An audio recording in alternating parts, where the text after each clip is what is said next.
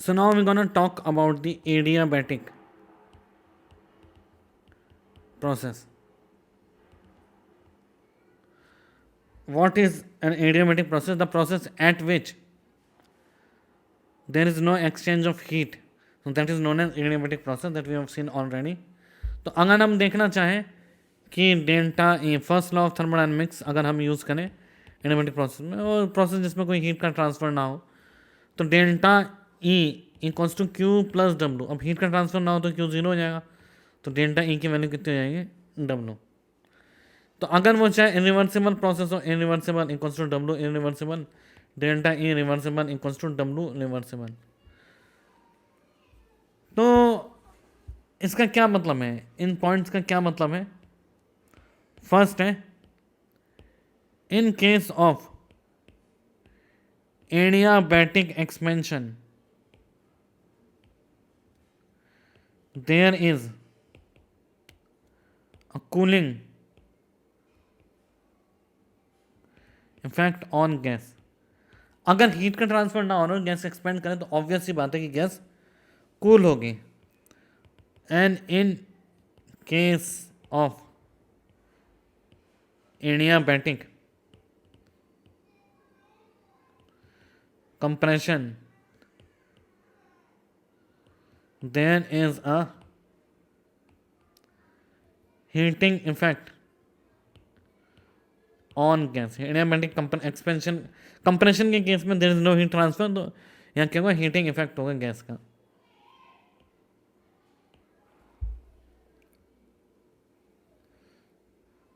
Third point अगर हम देखें if the initial state is same. Initial state क्या हो सेम हो जैसे P initial we initial T initial is same.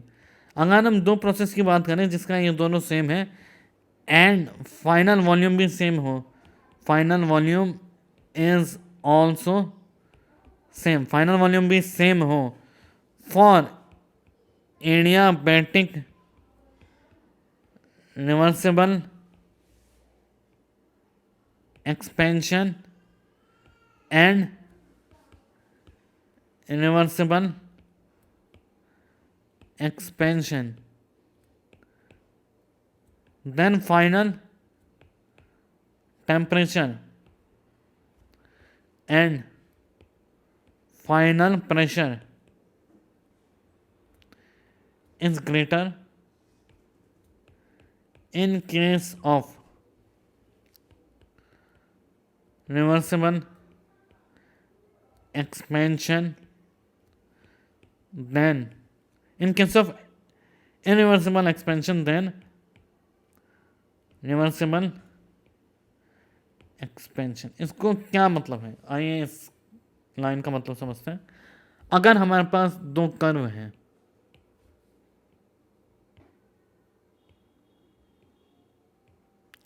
हमारे पास दो पीवी कर्व हैं. एक है हमारे पास पीवी कर्व एक्सपेंशन का और एक है हमारे पास पीवी कर्व कंप्रेशन का. यह कंप्रेशन का एक्सपेंशन का है. तो ये पीवी कर्व है तो ये क्या है पी इनिशियल वी इनिशियल और टी इनिशियल तीनों का सेम है. यहाँ क्या है पी फाइनल है कुछ और अगर ये पी फाइनल है तो क्या होगा पी फाइनल है तो होगा कि पी फाइनल किसकी वैल्यू सेम है if initial state is same and final volume is also same या वी फाइनल भी सेम है सपोज वी फाइनल है if V final is also same. अब क्या होगा ये क्या है ए और बी एक रिवर्सिबल प्रोसेस जबकि ए सी क्या है इरिवर्सिबल प्रोसेस है और एडियाबैटिक ही है और ये क्या है कंप्रेशन ही है. अब ये सी ऊपर क्यों आया मतलब प्रेशर जो पी फाइनल ऑफ इरिवर्सिबल ज़्यादा क्यों है पी फाइनल इरिवर्सिबल ज़्यादा क्यों है as compare to P final reversible. क्योंकि हम जानते हैं कि अगर हम पिस्टन को झटके से एक ही स्टेप में नीचे मूव करें तो फ्रिक्शन लॉसेस के कारण टेम्परेचर राइज होगा. हम जानते हैं P V equals to N R T होता है. हमने कहा वी फाइनल सेम है अगर टी फाइनल इंक्रीज हुआ है तो पी फाइनल भी इंक्रीज होगा. अगर पी फाइनल इंक्रीज होगा तो सी की वैल्यू सी का प्रेशर बी के इरिवर्सिबल प्रेशर से ज़्यादा होगा। अगर हम इसकी बात करें ए यहाँ पे है, बी इधर है, इस केस में अगर ये रिवर्सिबल एक्सपेंशन है तो बाद में अगर ये वाला कर्व इधर आया हमारा, तो अगर वॉल्यूम की वैल्यू सेम हो, वी इनिशियल वी फाइनल, तो पी रिवर्सिबल की वैल्यू कम होगी और पी रिवर्सिबल क्या होगा, ज़्यादा होगा। अगेन वही केस कि अगर हम एक झटके से एक्सपेंशन भी करें, अगर हम एक झटके से एक्सपेंशन करें तो पी फाइनल जो है वो ज़्यादा होगी, क्योंकि P V equals to N R T, volume final same है, वॉल्यूम फाइनल सेम हो तो टेम्परेचर ज़्यादा है तो प्रेशर भी क्या होगा, ज़्यादा। तो ये दोनों डिफरेंस देखने को मिलता है रिवर्सिबल और इरिवर्सिबल कंप्रेशन या एक्सपेंशन में एडियाबैटिक प्रोसेस में। अब हम बात करते हैं हमारे थर्ड पॉइंट की, फोर्थ पॉइंट की। डेल्टा ई कितना है, W adiabatic. For ideal gas की अगर हम बात करें, गैस आइडियल हो तो W adiabatic equals to N C V T final minus T initial. N C V T final minus T initial होता है डब्ल्यू एडियाबैटिक। तो N C V T final को लिखेंगे हम P final V final P initial we initial divide by N R. N से N गया तो क्या हो जाएगा, P final V final minus P initial we initial by R upon C V. अब हम जानते हैं आर अपॉन सी वी क्या होता है, हमें पता है, अगर हम याद देंगे C P minus C V कितना होता है आर, और C P upon C V कितना होता है गामा। तो दोनों जगह हम सी वी से डिवाइड करेंगे, तो C P by C V minus one equals to R by C V. तो R by C V, C P by C V क्या है, gamma minus one equals to R by C V. तो P final V final minus P initial we initial upon gamma minus one, ये क्या हो जाएगा हमारे पास, work done. तो P final V final upon P initial we initial by gamma minus one, ये हो गया हमारा वर्क डन। तो ये हमेशा आइडियल गैस के लिए वैलिड है।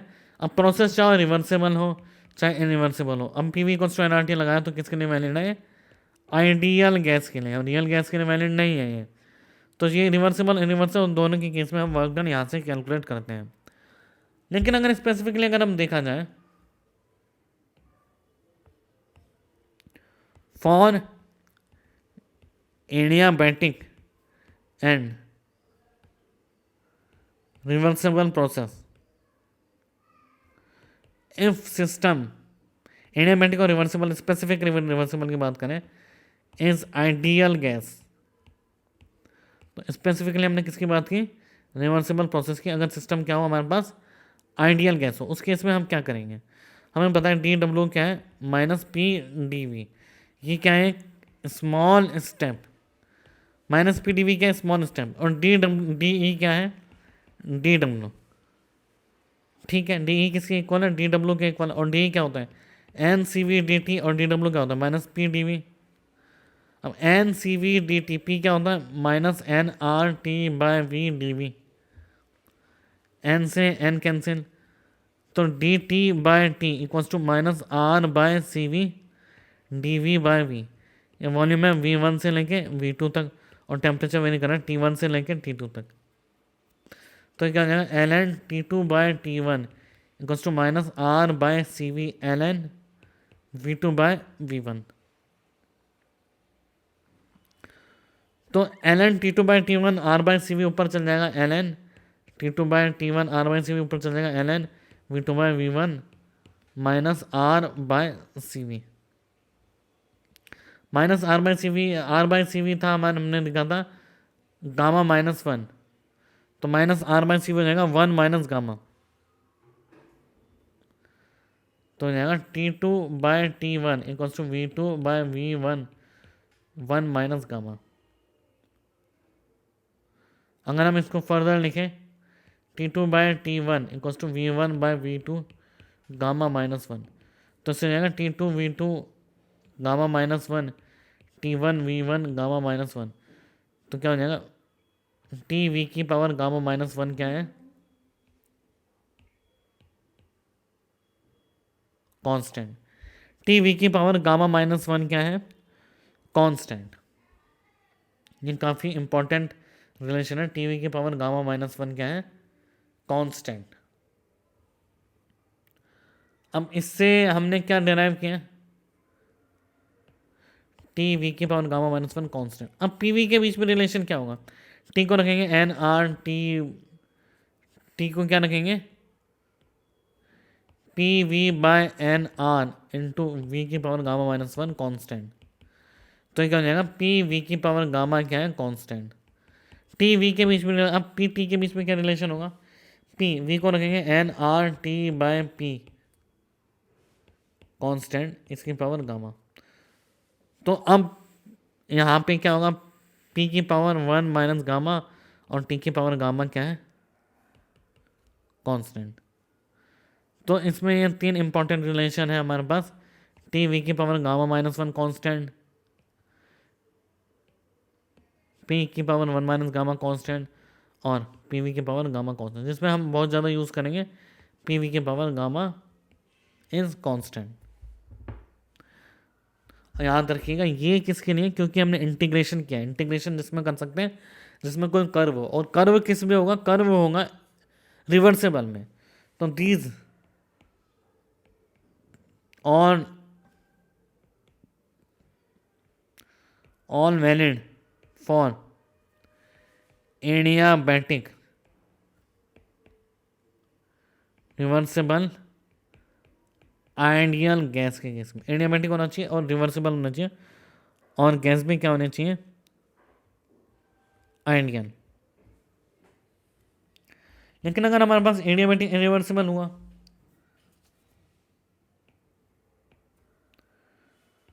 Six point work done in adiabatic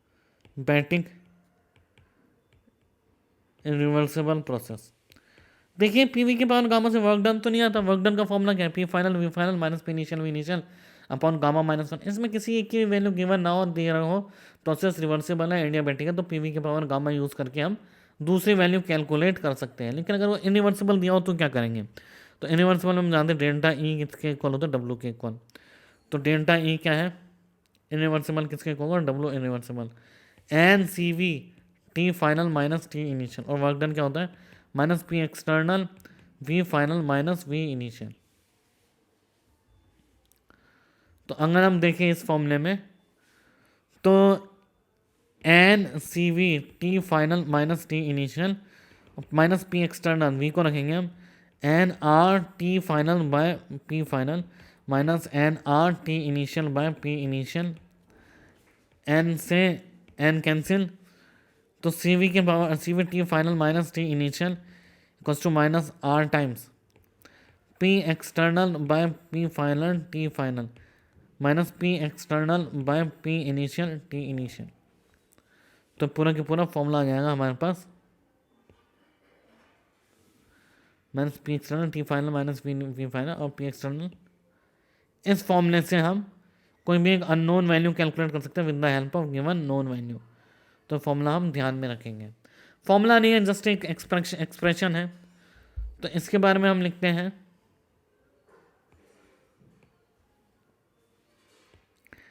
in case of adiabatic irreversible process, if initial temperature, initial pressure and final pressure and P external is given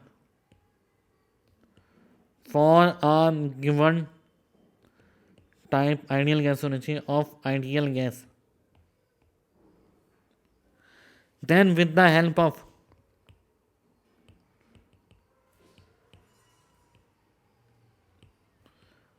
first law of thermodynamics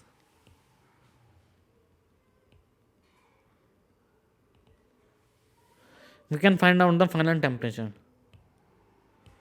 we can find out the final temperature, then work can be, फिर work को क्या कर सकते हैं, can be calculated, फिर work को भी हम क्या कर सकते हैं, कैलकुलेट कर सकते हैं। तो अब हम नेक्स्ट 7th पॉइंट देखें, इसके कर्व के बारे में पढ़ते हैं। 7th point, relation between the slope of P versus V curve for a reversible isothermal process and irreversible adiabatic process, reversible isothermal process and irreversible and reversible adiabatic, दोनों reversible बात करें, इनरिवर्सिबल का तो कर्व ही नहीं होता है, पॉइंट के form में होता है। तो सबसे पहले हम आइसोथर्मल रिवर्सिबल की बात करें। आइसोथर्मल रिवर्सिबल क्या होता है, P V equals to constant. अब इसका हम डिफ्रेंशिएट करेंगे विद रिस्पेक्ट टू वी, तो P plus D P by D V into V equals to 0। So D P by D V कितना होगा, negative of P by V. तो ये क्या हमारा एम आइसोथर्मल। अब है हमारा एडियाबैटिक रिवर्सिबल। एडियाबैटिक रिवर्सिबल क्या है, पीवी की गामा बराबर क्या है, कांस्टेंट। अब इसको वापस से वी के रेस्पेक्ट में डिफरेंशिएट करेंगे, पी गामा वी की power gamma -1 plus D P by D V V की power gamma equals to 0, D P by D V at Q equals to 0, और यहाँ क्या था, D P by D V at T equals to 0, और T equals to 0 T equals to constant. तो यहाँ से आता है हमारा D P by D V at Q equals to 0 आता है minus gamma times P by V, जो कि एम एडियाबैटिक।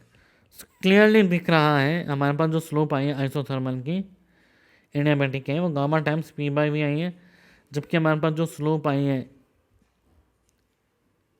एडियाबैटिक की gamma times P by V और आइसोथर्मल की आई है हमारे पास माइनस पी बाई वी। तो M adiabatic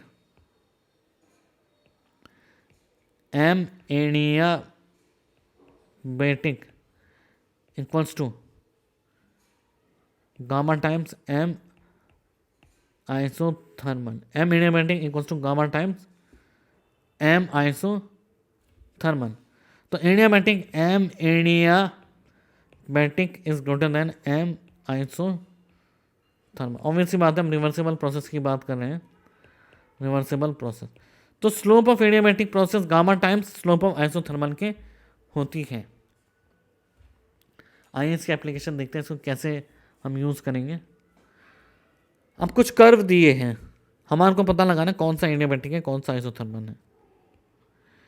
P versus V के दो कर्व दिए हैं, एक ऐसा और एक ऐसा, 1 and 2। कौन सा एडियाबैटिक है कौन सा आइसोथर्मल है। सेकंड कर्व दिया है हमारे को P versus V,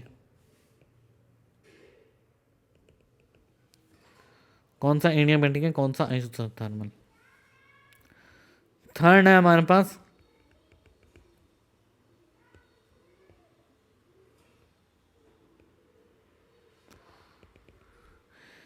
P initial V initial T initial 1 and 2, यह P वर्सेस V कर्व, कौन सा एडियाबैटिक है कौन सा आइसोथर्मल है। और फोर्थ है हमारे पास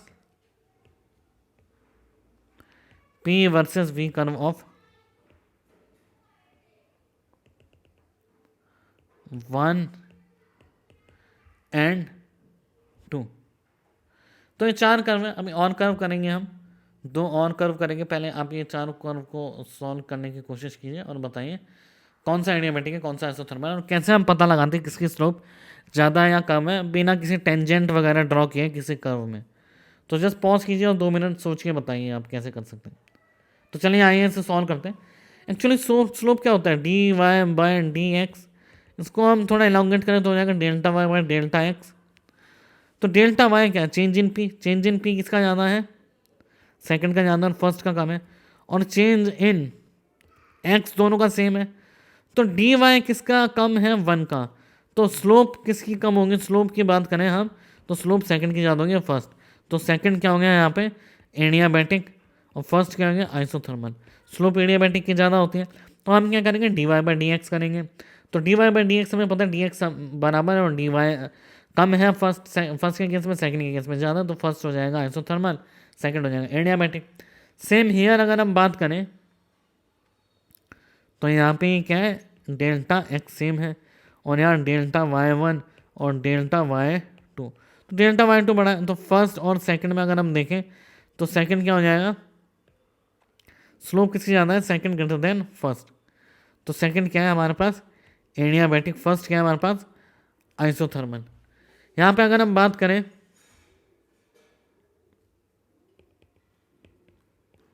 यह है डेल्टा एक्स, ये है डेल्टा वाई, ये डेल्टा एक्स 1 है और ये डेल्टा एक्स 2 है। तो डेल्टा वाई सेम है, तो डेल्टा एक्स 2 जिसका छोटा होगा उसकी स्लोप ज़्यादा होगी, तो स्लोप सेकंड की ज़्यादा होगी as compare to 1। So second क्या है हमारे पास, एडियाबैटिक। फर्स्ट क्या है हमारे पास, आइसोथर्मल। यहाँ पे है हमारे पास डेल्टा वाई, और ये है हमारे पास डेल्टा एक्स 1 और ये है हमारे पास delta X 2। So delta Y by delta X 1 की वैल्यू ज़्यादा किस में होगी, फर्स्ट के केस में, फर्स्ट ग्रेटर देन सेकंड। तो फर्स्ट है हमारे पास एडियाबैटिक और सेकंड है हमारे पास आइसोथर्मल। जिसकी स्लोप ज़्यादा है वो एडियाबैटिक है, जिसकी कम है वो आइसोथर्मल है। स्लोप कैसे देखते हैं हम, स्लोप देखते हैं डेल्टा वाई तो सेम है, और डेल्टा एक्स 2। तो डेल्टा एक्स 1 जिसका छोटा है उसकी स्लोप ज़्यादा है, क्योंकि delta y by delta x, denominator जितना छोटा होगा वैल्यू स्लोप की उतनी ज़्यादा होगी। या फिर न्यूमिनेटर बड़ा हो, डिनोमिनेटर सेम हो, या फिर न्यूमिनेटर सेम हो और डिनोमिनेटर छोटा हो, इन दोनों केस में स्लोप रिलेटिवली ज़्यादा होती है दूसरे के कंपैरिजन में। तो अब ये दो बहुत इंपॉर्टेंट कर्व अगर हम और ड्रॉ करें तो मैं आपको 2 मिनट का टाइम दूंगा। अब ज़रूर सोचिए कैसे सॉल्व कर सकते हैं और आंसर करने की बिल्कुल कोशिश कीजिए। तो यहाँ पे 1 2 3 3 कर्व है, 1 2 3। एक है मोनो एटॉमिक गैस, एक है डाई एटॉमिक और एक है ट्राई एटॉमिक। मैच कीजिए 1 2 3 किससे मैच हो रहा है।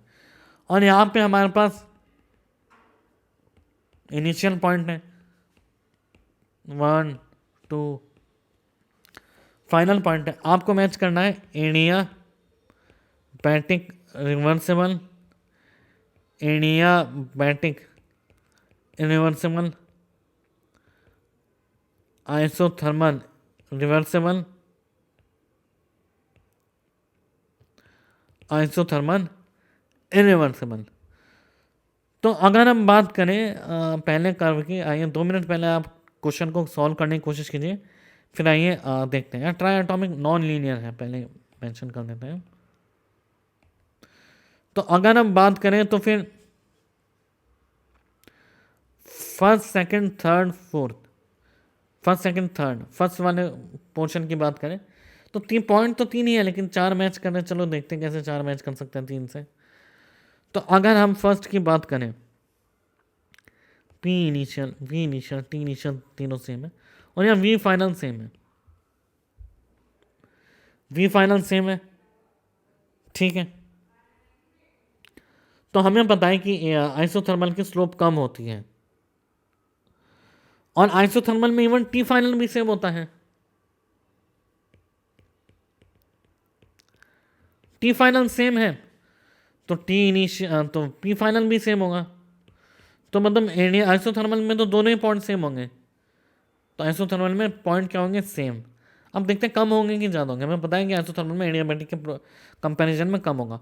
अब एडियाबैटिक रिवर्सिबल और रिवर्सिबल का तो हमने देखा था, ये जो पॉइंट है थर्ड, ये इसमें स्लोप, ये प्रेशर कम किसका होगा, जब वो एडियाबैटिक रिवर्सिबल हो। ये हमने सबसे पहला पॉइंट देखा था। आप इस वीडियो को बैक कीजिएगा, सबसे पहले देखा था अगर पॉइंट 2 और 3 में कंपेयर करें तो कौन सा लोएस्ट पॉइंट में कंपेयर करें, चाहे फिर हम बोलें जिसमें स्लोप ज़्यादा है उसमें कंपेयर करें। तो फिर अगर हम देखें तो एडियाबैटिक रिवर्सिबल और इरिवर्सिबल में सबसे ज़्यादा जो स्लोप है वो है एडियाबैटिक रिवर्सिबल के। इरिवर्सिबल में टेम्परेचर ज़्यादा होने से प्रेशर ज़्यादा होता है। तो थर्ड है, ये सेकंड है, और ये दोनों क्या है 1। अगर मोनो डाई ट्राई की कंपेयर करें तो गामा की वैल्यू के अकॉर्डिंग होगा, तो गामा की वैल्यू सबसे ज़्यादा होती है ट्राई एटॉमिक, फिर होती है हमारे पास डाई एटॉमिक, और थर्ड पे होती है हमारे पास मोनो एटॉमिक। तो थर्ड की स्लोप सबसे ज़्यादा है, तो थर्ड की monoatomic, then diatomic, then try atomic.